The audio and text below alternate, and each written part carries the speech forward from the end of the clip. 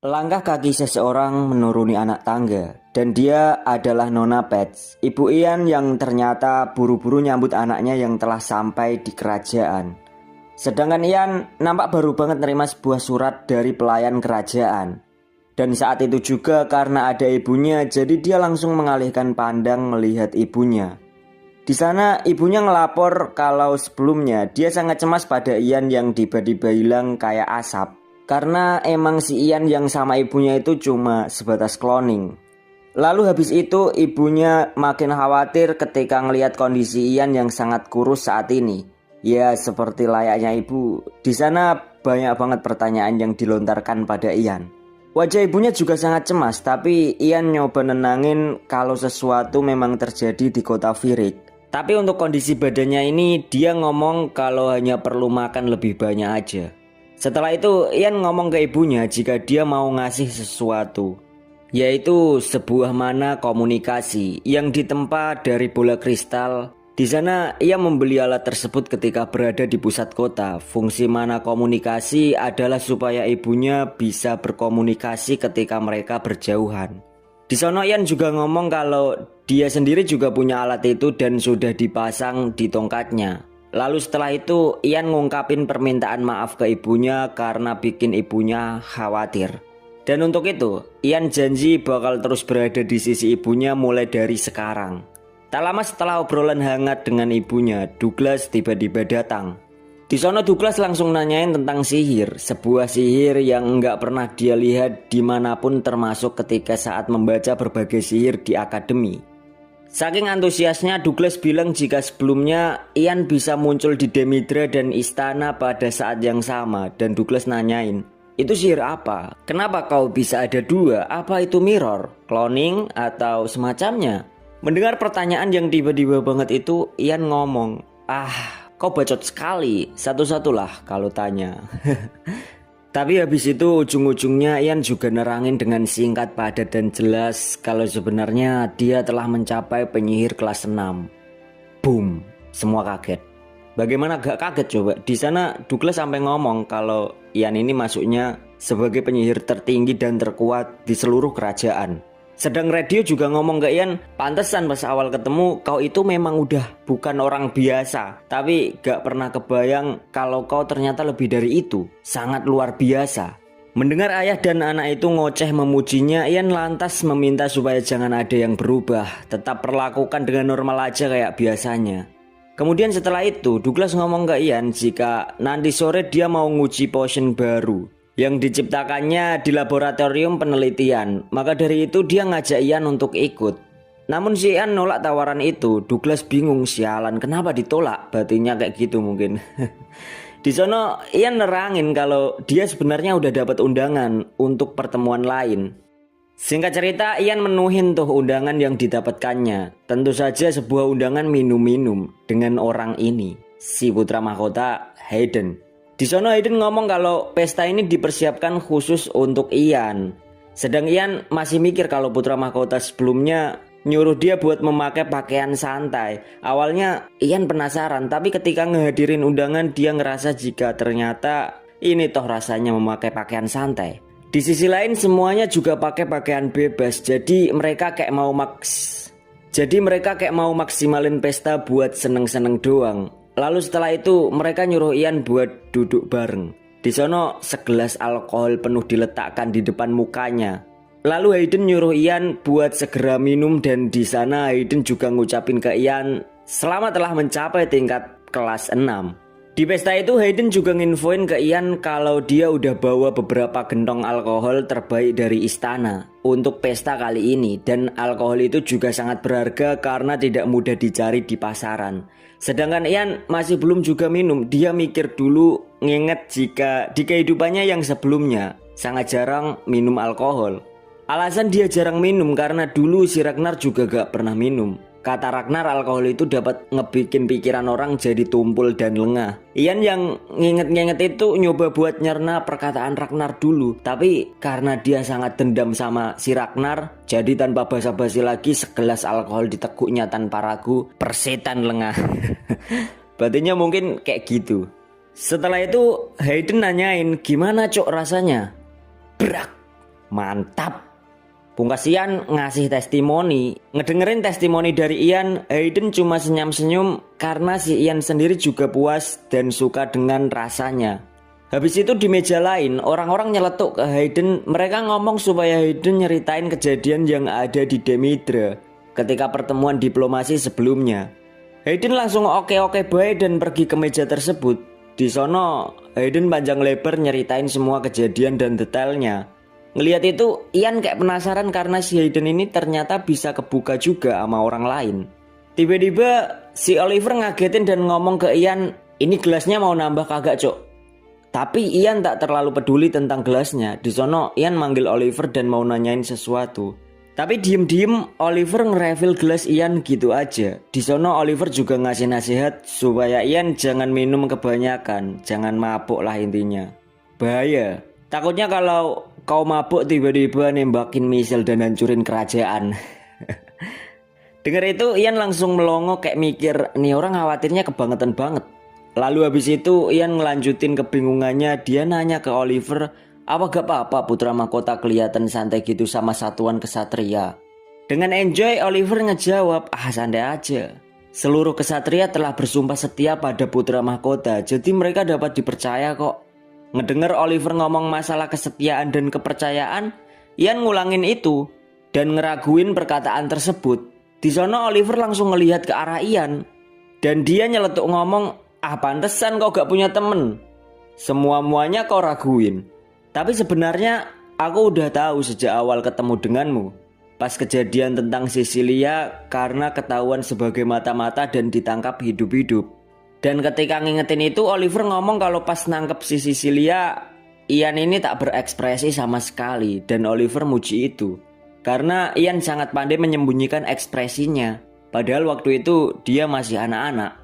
Lalu setelah itu sembari ngelihat ke arah gelas yang penuh minuman, Oliver ngomong kalau sebenarnya dia sama sekali tak bisa ngebaca ekspresi yang ditunjukkan Ian. Dan dia ngerasa Ian ini semacam prajurit yang sudah berlatih selama bertahun-tahun untuk tidak menunjukkan ekspresi ataupun perasaannya. Ngedengerin itu Ian ngedumel dalam hati. Memang pada waktu 5 tahun lalu dia gak bisa bertingkah kayak anak kecil.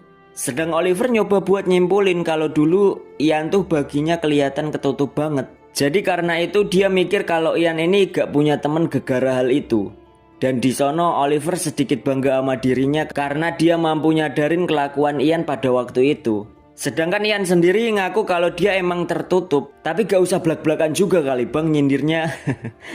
Lalu habis diem-dieman bentaran itu, Ian kemudian ngomong kalau sebenarnya dia punya temen, tapi berakhir tidak baik.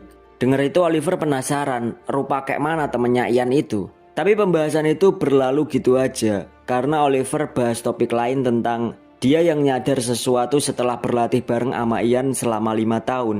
Di sono Oliver terang-terangan nanya kalau selama 5 tahun latihan bareng itu dia mikir jika pas ngobrol sama Ian, si Ian ini kelihatannya kayak kakek-kakek yang sudah muak dengan hidupnya.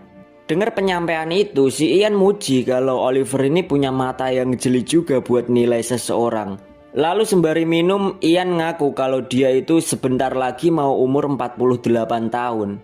Hanya saja dia gunain sihir supaya menjaga penampilannya tetap muda. Dengar itu Oliver kaget bukan kepalang, tapi Ian coba ngalihin kalau dia hanya bercanda. Lalu dengan ngecoba polos, Ian deskripsiin dirinya kalau sebenarnya sesuai apa kata Oliver bahwa dia memang orang tertutup dan tak punya teman. Jadi tolong pengertiannya lah tolong. Kurang lebih kayak gitu Ian ngejelasin dirinya. Dengan wajah yang kalem, Oliver hanya tersenyum. Dia lalu bercanda, sebagai orang yang lebih tua dia memaafkan segala omong kosong Ian sebelumnya. Mereka lalu menutup percakapan yang hangat itu, menandakan masih adanya kehangatan di antara dinginnya malam yang menyelimuti pesta minuman tersebut. Suasana masih malam hari dan kumpulan Ian masih ngadain pesta pora. Habis itu karena agak sedikit mabuk, si Ian mutusin buat keluar ruangan. Di sana dia kaget karena udah ada orang lain yang juga lagi ngecor alias muntah-muntah karena banyakan minum. Kayak kelihatan ngenes banget tuh si wakil kapten, ngapain coba di pojokan. Habis itu Ian nanya, kau ngapain cok? Pelongo-pelongo gitu. Di sana wakil kapten yang namanya Paul itu nyoba bilang kalau dia cuma cari angin dan kagak kuat minum banyak. Lalu habis itu si Paul nanya balik, kau sendiri ngapain cok kesini? Ya sebenarnya sama aja, di sana Ian juga mau cari angin. Habis ngejawab itu Ian langsung ngelirik si Paul. Di sono dia kayak nginget jika Paul ini sosok yang hebat setelah Oliver, pasti kehidupannya yang sebelumnya. Apalagi si Paul juga menjadi wakil kapten, jelas dia ini keahlian dan kesetiaan pada keluarga raja emang gak diragukan lagi sih. Habis itu mereka kembali basa-basi. Si Paul nanya, gimana rasa minum pertama kali? Ian bilang kalau rasanya tidak buruk dan dia juga lain kali ingin minum lagi. Dengar ucapan Ian, si Paul langsung sumringah dan niat buat kapan-kapan ngajak minum lagi.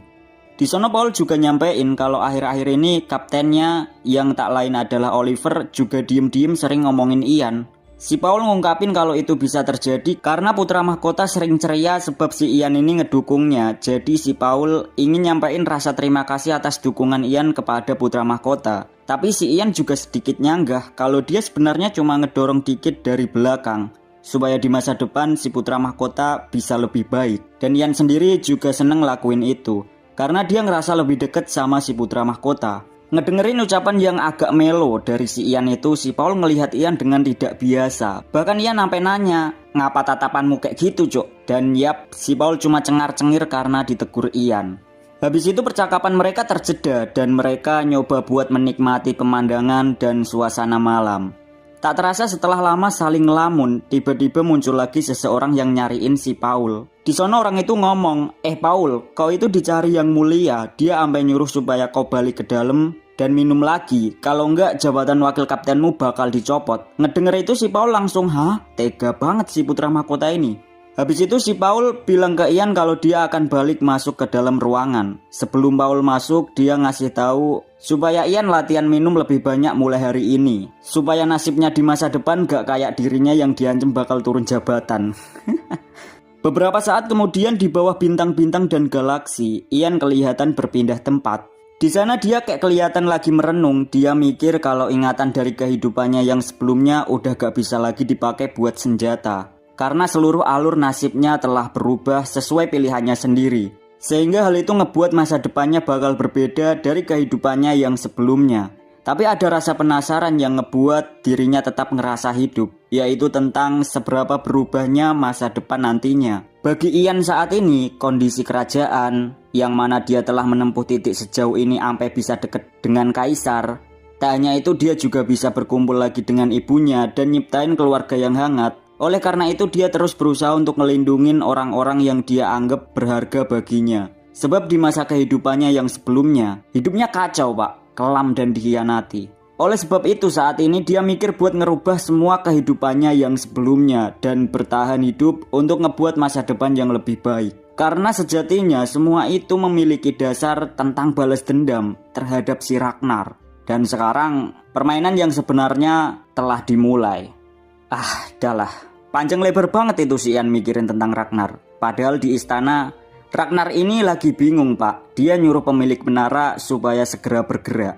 Di sana Ragnar juga kayak kelihatan emosi karena dia ngungkapin rasa keselnya ke pemilik menara untuk nyingkirin semua hambatan yang ngeganggu jalannya rencana.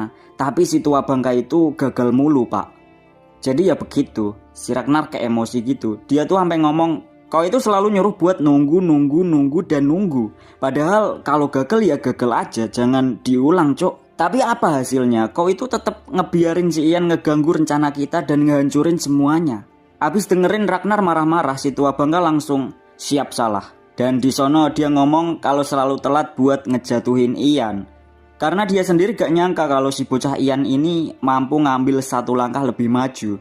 Habis ngomong itu pemilik menara nyoba ngeyakinin Ragnar sekali lagi. Dia bilang, please lah bos, sekali lagi mohon ditunggu, gak akan ada alasan lagi, ini terakhir kali.